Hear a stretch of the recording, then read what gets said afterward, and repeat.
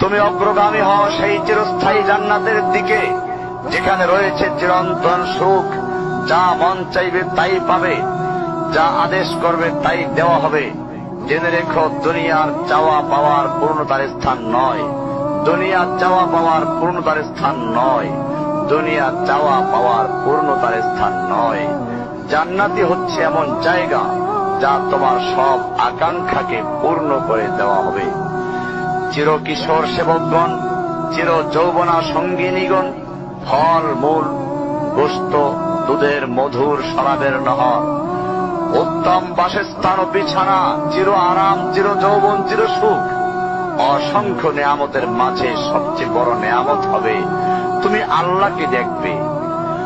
শুধু তোমাকে এটা বলাই যথেষ্ট মনে করছি, সবচেয়ে কম মর্যাদার যে জান্নাত লাভ করবে তা হবে দুনিয়া